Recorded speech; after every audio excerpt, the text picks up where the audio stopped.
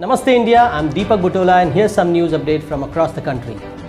Low pressure area likely over Bay of Bengal to bring rain in Odisha.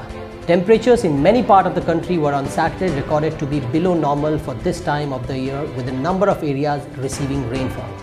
India has another biggest single-day jump in coronavirus cases. India has now surpassed Spain as the fifth hardest city hit by pandemic, with 2,46,628 confirmed cases and 6,929 fatalities.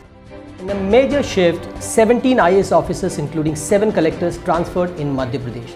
This is the second such major bureaucratic change during the present BJP government, after 50 senior IAS officers were given new job posting on May 9. Less than 4% of COVID-19 patients in India have insurance. Policymakers are worried that the number of COVID claims is only 8,500 with a claim amount of Rs 135 crore. Employ local workers to ensure no dip in production, said TN CM Palaniswamy. The Chief Minister went on to add that the state government was monitoring the situation closely and would announce more relaxations from the lockdown based on how things progress.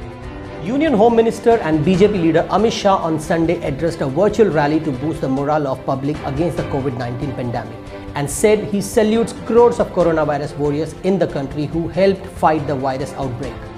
No better time to bet on India than now, says billionaire Gautam Adani. Country with more resources have struggled while India has done well in containing the fallout, he said. The president of CII shared the agenda to revive the economy of the country. To revive the economy, we have put 10-point agenda, which include protecting life and livelihoods, increase in number of medium-term investment in healthcare and education, to create Atmanirbhar Bharat. We need to bring back manufacturing facilities from China. We have this opportunity right now, said Uday Kotak.